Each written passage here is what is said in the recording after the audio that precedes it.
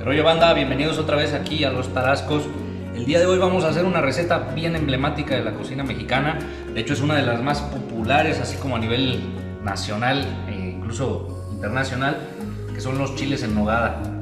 Este plato a base de chile, obviamente, pues igual por sus colores, por su tradición, que es en la época de las fiestas patrias, pues logra tener esa imagen tan grande, ¿no?, dentro de la cocina mexicana, aunque realmente no sea un platillo como que puramente de aquí, ¿no? Ahorita les vamos a ir más o menos explicando por qué, pero vamos a darle ahí esos chiles. Entonces, pues obviamente el protagonista va a ser este chilito, que ahorita les digo más o menos cómo se maneja y algunas propiedades del mismo.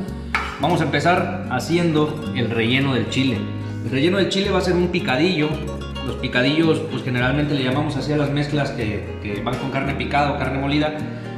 Y el día de hoy, o para este chile, pues es bien emblemático que el picadillo sea a base de frutas y sea dulce. Este chile, en la mayoría de las historias, cuando uno va a Puebla o cuando lee revistas o la mayoría de los libros así que tocan muy por encima el tema, generalmente dicen que lo inventan las monjas de Santa Mónica en honor a Agustín de Iturbide, y se lo presentan en un banquete el 28 de agosto, cuando él llega triunfante a la ciudad de Puebla. Todo esto es bien mentiroso, no es cierto, pero bueno, ahorita vamos a ir poco a poco, vamos a ir viendo por qué. Lo primero que hay que saber para poder hacer el relleno es meternos en el contexto realmente de lo que estaba pasando en ese entonces, de lo que sucedía y del momento en el que surge.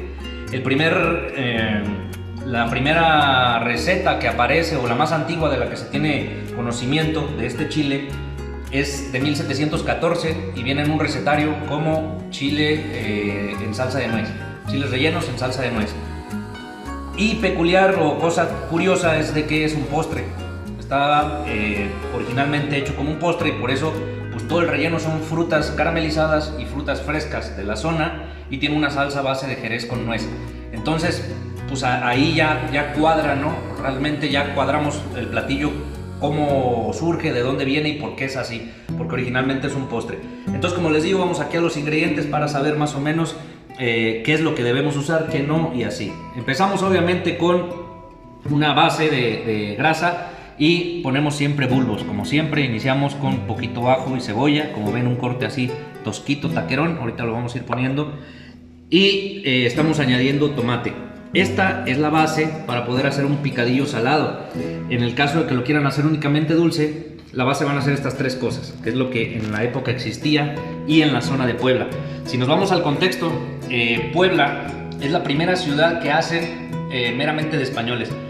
Obviamente la Ciudad de México empieza a surgir un mestizaje entre la gente que vivía ahí, en la antigua Tenochtitlan, y la nueva gente que llegaba de españoles, y eso, y se hace una mezcla. Pero los españoles quieren una ciudad para ellos solos, entonces se van lo más cerca posible, encuentran un terreno y pum, surge la ciudad de Puebla. Y después surgen otras ciudades como Morelia, que también tienen la misma característica de ser ciudades españolas. Entonces a estas ciudades pues obviamente es donde empiezan a llegar los productos españoles. Por ejemplo, el trigo, el primer cultivo de trigo en México pues es en Puebla, y bien así ahí es donde empiezan a hacer el vidrio, porque no podían transportar vidrio, entre otras cosas, ¿no? Entre ello, en la llegada del cerdo a México, llega a Puebla por primera vez, y ahí es donde se empieza a desarrollar. De hecho, durante mucho tiempo a los poblanos se les conoce como productores de puerco. Por eso, a esta receta pasó de ser un postre, poco a poco se fue evolucionando hasta que a alguien se le ocurrió, pues póngale carne de puerco para convertirla en un plato fuerte, y se convierte en lo que actualmente conocemos como el chile en nogada. Obviamente hoy mucha gente hace mezclas de carne de res y puerco, o pura res, porque pues, generalmente tenemos la creencia de que la res, como es más cara, es mejor, pero no, si nos queremos ir como a lo básico, pues sería pura carne de cerdo. Y también, como les mencionaba, estas tres frutas que son emblemáticas de la zona, las manzanitas, los duraznos criollos y la pera mexicana, estas frutas que se ven así caseronas, medias mal hechas, medias traqueteadas, pues no, así son chiquitas y son la esencia de esta cocina. Y finalmente terminamos con esto que tenemos acá, que es un poquito de pasas. Aquí en especias se le puede poner realmente lo que uno quiera, pero hoy le vamos a poner canela, orégano, un poquito de azúcar, sal. Le vamos a poner almendras, aunque realmente los frutos secos no son tan necesarios. Y el acitrón, que ahorita vamos a ver que este es el único ingrediente mexicano que tiene toda la receta. Ahora, la receta original tiene una añadidura de jerez, pero en México no conseguimos buen jerez. Realmente aquí se promueve mucho el licor tipo jerez, pero jerez pues ya no tenemos aquí. Entonces por eso hoy le vamos a poner whisky, que es lo que le va a dar el toque como propio. Pero bueno, ustedes realmente le pueden poner lo que quieran, y si consiguen un buen jerez, por ejemplo un Pedro Jiménez, pues qué mejor. Entonces ahorita lo primero que vamos a hacer es agarrar las frutas y más o menos le vamos a poner el equivalente a unas 3 cucharadas de cada una, y lo vamos a cortar así taquerón.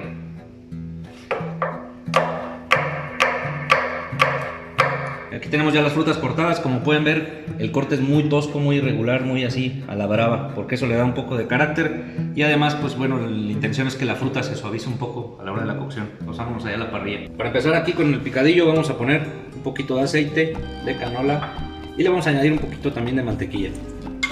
La gente más tradicional, o que busca el sabor más tradicional de este platillo, le añade manteca, porque como ya habíamos mencionado, en Puebla había mucho cerdo, pues obviamente se cocinaba casi todo con manteca, pero para mi gusto ya es un poco excesivo el sabor a cerdo, que pues no queremos remarcarlo tanto esta vez. Por eso añadimos algo que vaya mejor con las frutas y con lo dulce, pues la mantequilla. Ya que está fundida la mantequilla, vamos a añadir ajo y cebolla. Esto lo tenemos que mantener muy bajo de temperatura para que pueda realmente soltar sabores y que no se llegue a quemar.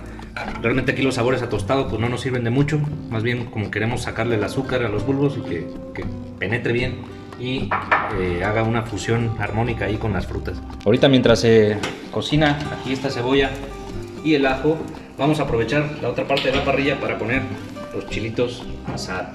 Generalmente lo que nosotros hacemos en esta parte es darles una asada por todos lados, después los ponemos a sudar y de esa manera nosotros podemos retirar la piel.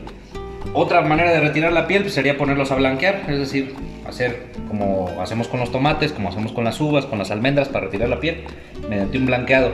La otra, la más fácil yo creo, es meterlos a freír, pero hay ventajas y desventajas. La ventaja es de que, por ejemplo, aquí tengo en este doblez que tiene naturalmente el chile, pues a la hora de asar, aquí puede que no se despegue bien la piel. Cuando nosotros lo metemos a freír, aquí sí se despega bien, entonces es una de las ventajas. La desventaja es que el chile tiene mucha agua, entonces si nosotros lo ponemos a freír, el aceite va a saltar mucho, nos va a hacer un desmadre, y por eso pues preferimos nomás darle una asadita y después los ponemos a sudar. Realmente mucha gente se pregunta siempre que para qué le quitamos la piel a los chiles, y pues mucha gente lo hace nomás por costumbre, realmente sin saber por qué. Tiene más o menos razones. Una es que es más fácil de digerir sin la piel. Otra es que si lo vamos a capear y no tiene piel, pues nos ayuda a que se pegue un poquito mejor ahí el capeado. Y obviamente a la hora de masticar, pues es mucho más cómodo masticar un chile que no tiene ya la piel. Entonces esas serían las razones, pero realmente no pasa nada si le dejamos la piel ahí. Incluso si nosotros queremos como que aprovechar un poquito más los nutrientes que tiene el chile, pues lo mejor sería dejarle por ahí la piel. Vamos a añadir ahora sí aquí la carne, una vez que ya empieza a ponerse traslúcido la cebolla y el ajo.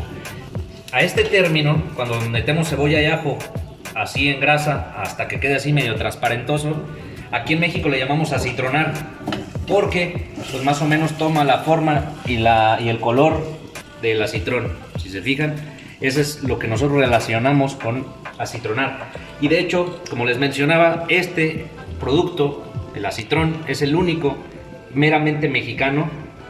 Es el único producto mexicano que tiene toda la receta de los chiles en nogada. ¿De dónde viene el acitrón? Originalmente se saca de la biznaga, que es un tipo de cactácea así redondita que puede llegar hasta los 2-3 metros de repente, cuando ya tiene 40, 50 años, son muy gigantes. Solamente que ahorita están en peligro de extinción, entonces ya se prohíbe sacar acitrón de la biznaga. En algunos lugares de Oaxaca todavía lo llegan a encontrar de biznaga pura, pero actualmente pues este tipo de acitrón ya es de otro tipo de cactáceas. Está así la carne, que ya agarró.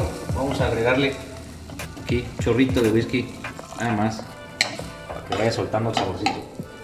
Les mencionaba entonces que en esta receta el único ingrediente meramente mexicano es el acitrón, que se obtiene de la biznaga. Entonces mucha gente estará preguntándose pues qué onda con el chile, si realmente el chile pues, es mexicano, entonces ¿por qué estoy diciendo que no? Pues resulta que este chile no es meramente mexicano, es una mezcla. Y les cuento más o menos la historia. Su historia es bastante bonita y tiene mucho viaje. Todo empieza de que el chile pues surge obviamente en México, se extiende por toda América, incluyendo Brasil. Entonces, en 1471 más o menos, los portugueses llegan a África y empiezan a meter colonias en África.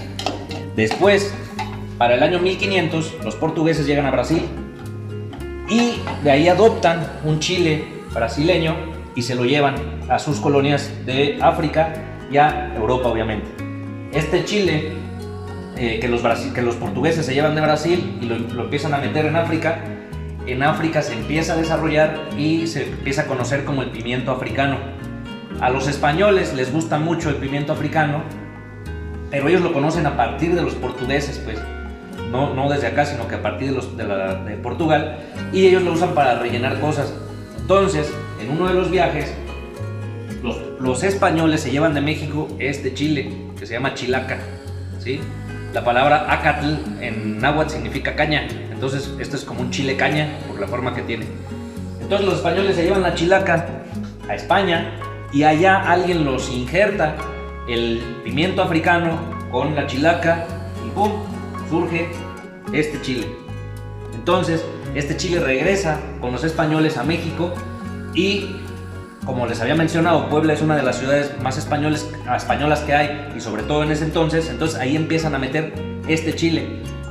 Los poblanos le empiezan a llamar a este chile torna chile, porque es un chile que retornó, o sea que se fue y regresó, pero obviamente ya con el paso de los años pues le llaman el chile de los poblanos o chile poblano.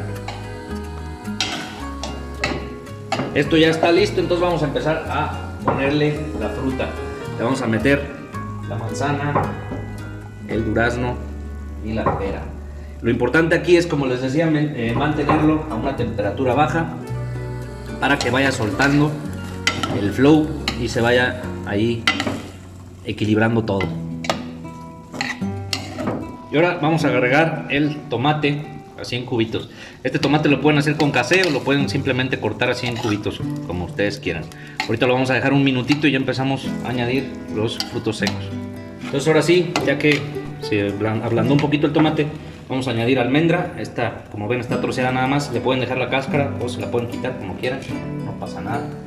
Vamos a añadirle la biznaga, o el acitrón más bien, y unas pasas. Aquí le pueden añadir arándano, cacahuate, lo que quieran, pistaches.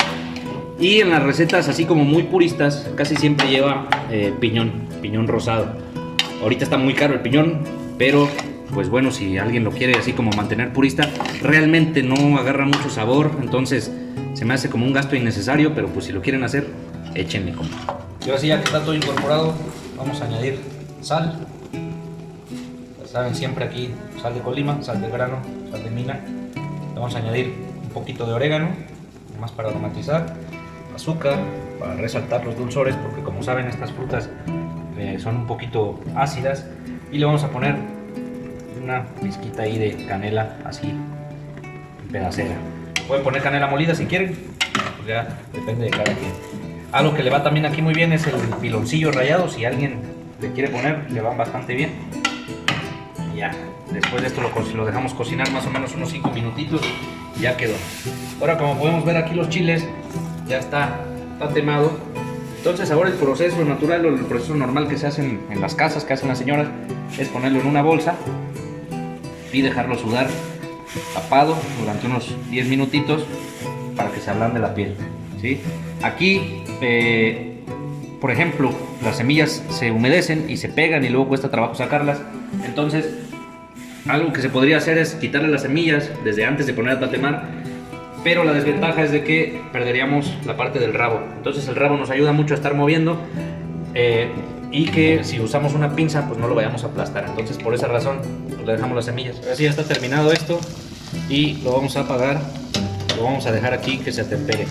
Este platillo, una de sus características principales también es de que se sirve a temperatura ambiente, entonces no hay que dejarlo ni muy caliente ni tampoco muy frío. Entonces pues ahorita lo dejamos aquí en lo que hacemos la salsa y lo demás. Ahora vamos a hacer la salsa. La nogada es una salsa de nuez, de este tipo de nuez que se conoce como nuez de Castilla, nuez española, que es uno de los productos que también llegan a Puebla, que se empiezan a producir ahí en masa.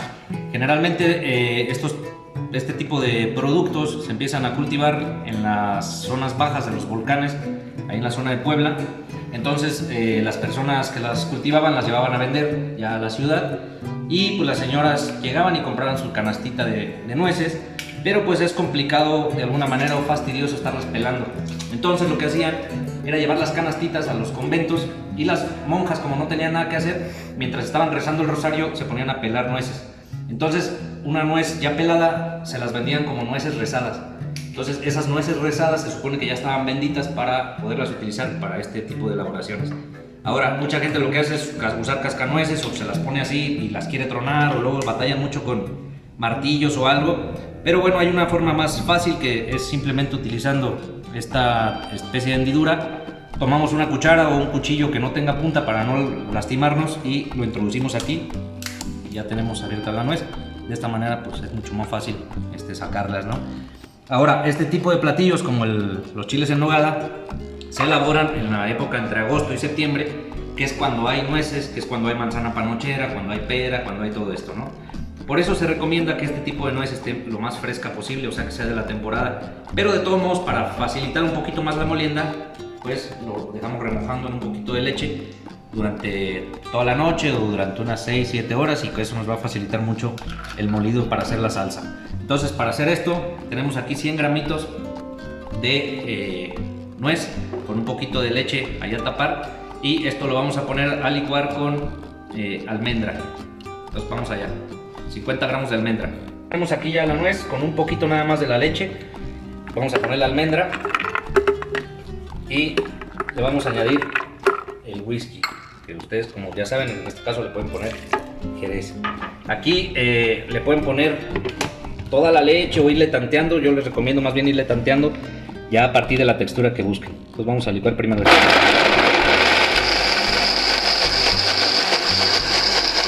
Bueno, uno de los ingredientes también base de la nogada es el queso de cabra. Entonces vamos a ponerle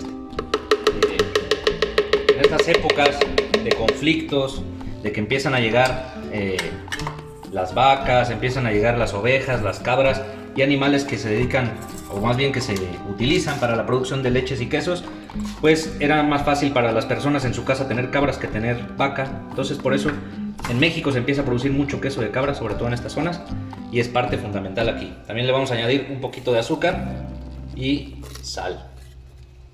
Entonces volvemos a licuar.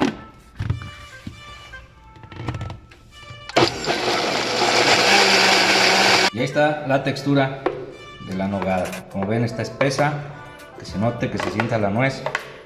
Se puede dejar un poquito más ligera, yo no lo recomiendo porque a veces se corta o a veces no se mantiene sobre el chile. Entonces les recomiendo más o menos esta textura, que pues es bonita, sexy, se ve bien, sabe bien. Ahora sí ya están los chiles sudados, entonces vamos a sacarlos con cuidado porque luego es fácil que se rompan. Incluso en algunos lados estos chiles les llaman chiles para deshebrar, porque se rompen todos. Tenemos un recipiente con agua fría y lo que vamos a hacer es colocarlos adentro para generar un choque térmico, enfriarlos de golpe, que se afloje un poquito más la piel, y ahorita los vamos a pelar incluso aquí adentro del agua. Hay personas que los pelan aquí y luego los lavan, o incluso hay personas que los lavan al chorro de agua. Yo les recomiendo más hacerlo así, pues porque se enfría más parejo y evitamos que se maltrate el chile con el chorro de agua directo. Entonces aquí mismo empezamos a tallar un poquito para desprender. Como ven, ya se desprende la piel, entonces la vamos retirando poco a poco así.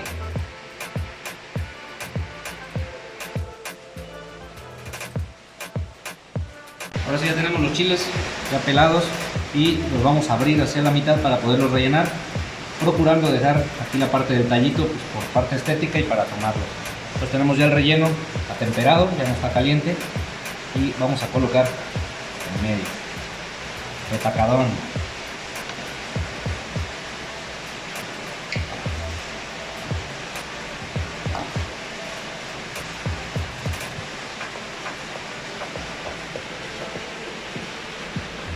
Ahora vamos a empezar el capeado el rebozado, pero aquí en México pues le llamamos capear. Para eso vamos a usar 3 huevos, para eso estamos separando yemas de claras. Y el otro ingrediente que vamos a usar es un poquito de harina. La proporción es usar 6 gramos de harina por cada huevo, entonces en este caso pues tenemos 3 huevos, 18 gramitos de harina. Vamos a utilizar este tipo de batidora, entonces vamos a empezar a batir la clara para levantar. Ahora sí que ya tenemos esta textura aquí en la clara, vamos a añadir poco a poco las yemas.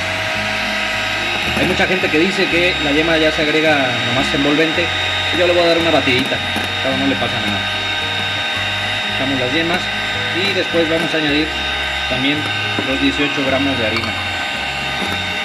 Eso ya nos va a dar un capeado con mucho más sabor, mucho más cuerpo, mucho más textura. Entonces vamos a tener de todo un poquito ahí. Ya más para finalizar, una pizquita de sal. Y con eso tenemos terminado el capeado.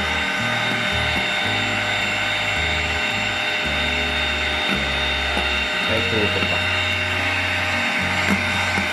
Vamos a empezar enharinando los chiles, entonces con cuidado los ponemos aquí sobre un poquito de harina, los podemos espolvorear para que se le pegue bien y después poder utilizar el capeado.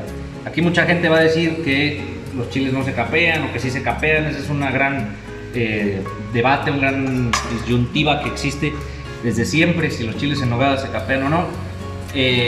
Para responder eso, pues lo mejor es como ubicarnos en el contexto histórico de este platillo. Entonces, cuando estamos hablando de este plato, estamos hablando de que surge en 1714 y tiene su auge en 1821 y a partir de ahí se empieza a desarrollar. Es decir, que todo el surgimiento y auge de este platillo se da durante el barroco. En la época barroca, como al igual que en todas las artes, las cosas se adornan mucho. Entonces, se buscaba siempre mucho gariboleo, mucho adorno, muchas cosas, muchos detalles, mucha decoración. Y en la cocina también pasaba eso. Entonces, en la época barroca, sobre todo en las ciudades coloniales como Puebla, como Morelia, se acostumbraba mucho el capeado. El capeado se aplicaba como una forma de decorar a una manera barroca cualquier cosa. De hecho, la gente empezaba a capear cerdo, empezaba a capear verduras, a capear un montón de cosas, porque esa era una forma como de hacerlo dorado, de darle ese color a oro y hacerlo más barroco, es decir, decorarlo de alguna manera. Entonces, si este platillo es de esa época y además se está empleando para glorificar a alguien, pues obviamente va a llevar un capeado. ¿Por qué? Porque si nos vamos históricamente a esa época de nuestra historia gastronómica, pues a fuerzas tiene que tener un capeado. Pero bueno, no pasa nada si no lo capean. Entonces, vamos a introducirlo aquí en el capeado y de aquí nos vamos a ir a la fritura. Ahora sí ponemos el chile a freír.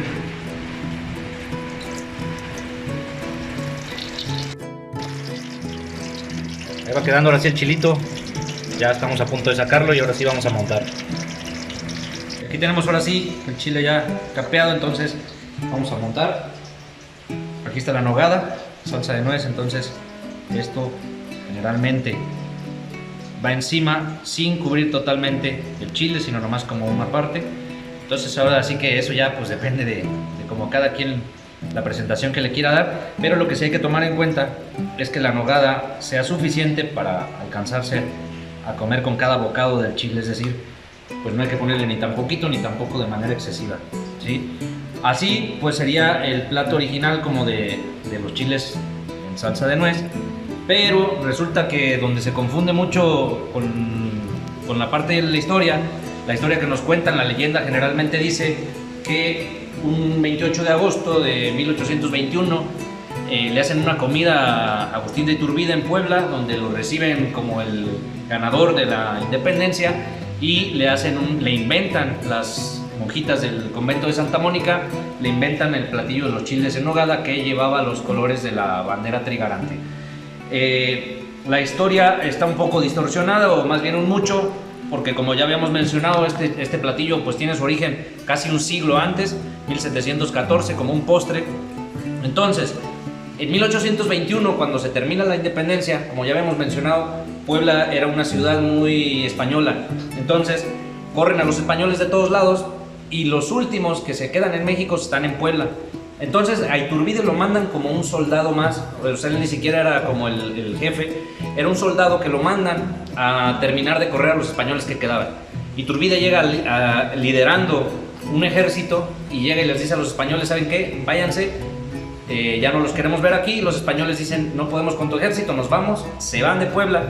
Y obviamente Iturbide entra a Puebla como manifestándole a la gente que ya la independencia estaba ganada en la ciudad de Puebla. Entonces el obispo le manda a hacer una comida entre varios conventos. Una comida de 14 tiempos que fue en la casa del obispo, que actualmente son las oficinas de correo ahí en Puebla. Entonces este banquete fue a puerta cerrada, por lo que no se tiene mucho conocimiento de lo que realmente pasó, pero sí se tiene el menú. Y uno de los postres que se sirvió estuvo a cargo de las monjitas del convento de Santa Mónica y fueron los chiles en salsa de nuez. ¿Qué es lo que hacen ellas? Lo que hacen ellas es tomar el chile en salsa de nuez y dicen, bueno, le vamos a agregar granada y le vamos a añadir perejil, y con eso vamos a tener la bandera trigarante, la bandera verde, blanco y roja, que es una bandera que se saca a partir de los colores de la Virgen de Guadalupe, que como saben es el estandarte principal del cura Hidalgo con el que se inicia la independencia. Entonces, de esa manera queda terminado. Ahora, este banquete no fue el 28 de agosto, fue el 2 de agosto de 1821. ¿Por qué lo pasan para el 28? Porque el 28 es día de San Agustín. Entonces, como Agustín de Iturbide y aparte las monjitas eran agustinas, entonces dicen, pues que sea el 28, pero no. Este platillo se sirvió el 2 de agosto de 1821, así. Y a partir de ahí, pues es de esta manera que se presenta en casi todos lados, con el verde, blanco y rojo, y con el chile, como ya conocemos, el relleno con la base de cerdo. Entonces, ahí está, compas. Vamos a darle la probada y a ver cómo está. Vamos a probar. A ver qué tal quedó, compa. El rellenito, bonito, sabrosón, compa. Un poquito de granada. La granada a mí se me hace así como que una solución rápida de las monjas. Yo en mi caso le hubiera puesto tomate, pero bueno, ya se quedó como la parte de la granada, ¿no? Entonces, ahí está.